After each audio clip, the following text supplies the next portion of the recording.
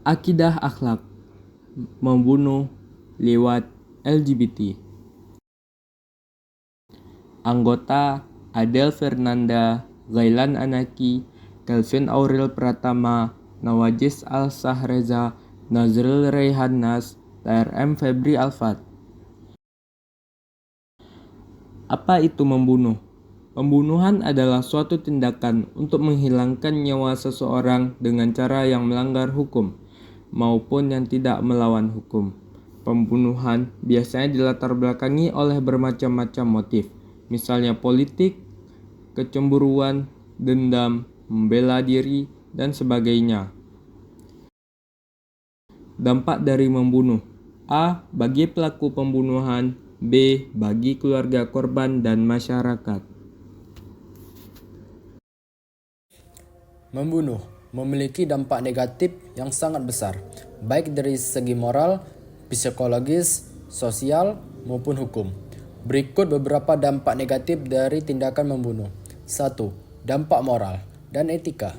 Membunuh melanggar nilai-nilai moral dan etika yang dianut oleh masyarakat pada umumnya. 2. Dampak psikologis. Pelaku pembunuhan seringkali mengalami trauma, penyesalan, atau tekanan yang berat. Korban dan keluarga. Keluarga korban biasanya mengalami trauma mendalam, kehilangan, dan kesedihan yang mendalam. 3. Dampak sosial. Membunuh dapat menyebabkan ketidakstabilan sosial, terutama jika terjadi di dalam komunitas yang kecil atau erat. Tindakan ini bisa memicu dendam, permusuhan, atau konflik lebih lanjut antara keluarga atau kelompok yang terlibat. 4. Dampak hukum. Tindakan membunuh adalah tindakan pidana berat yang diatur dalam hukum di hampir semua negara. 5. Dampak ekonomi.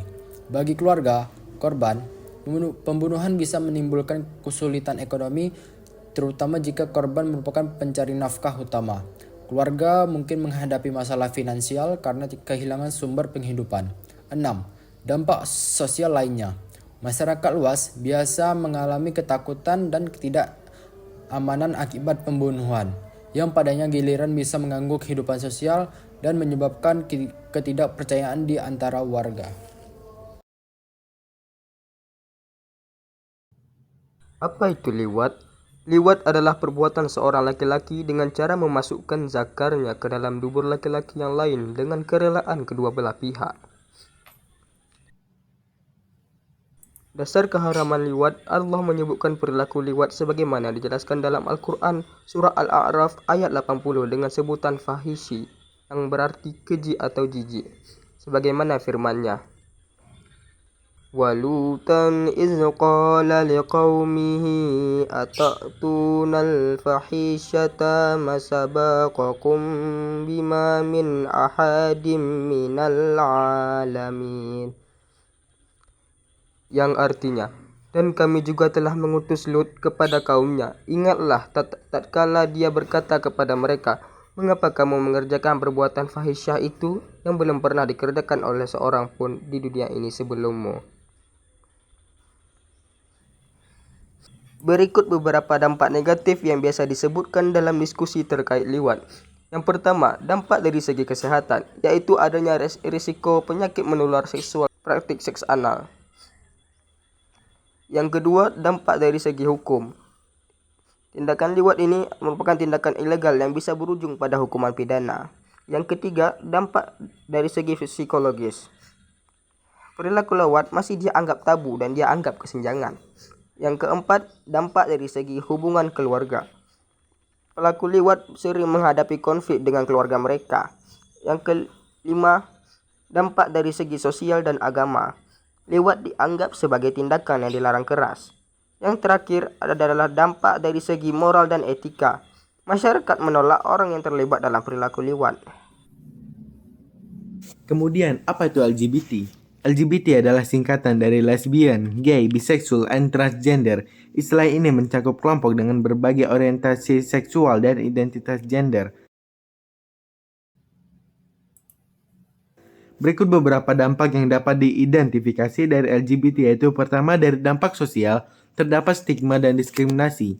Individu LGBT seringkali menghadapi stigma dan diskriminasi di banyak masyarakat yang konservatif. Kemudian dari dampak psikologis, terdapat depresi dan kecemasan. Karena tekanan sosial, banyak individu LGBT mengalami gangguan kesehatan mental, termasuk depresi, kecemasan, dan bahkan risiko untuk bunuh diri. Dari dampak kesehatan, terdapat risiko kesehatan mental. Individu LGBT lebih rentan terhadap gangguan kesehatan mental akibat diskriminasi yang didapat dari masyarakat, kemudian isolasi dan kurangnya dukungan sosial. Dari dampak hukum, terdapat hukum yang menindas. Di beberapa negara, perilaku atau identitas LGBT dianggap ilegal yang dapat menyebabkan pemenjaraan, kekerasan oleh aparat, atau hukuman fisik.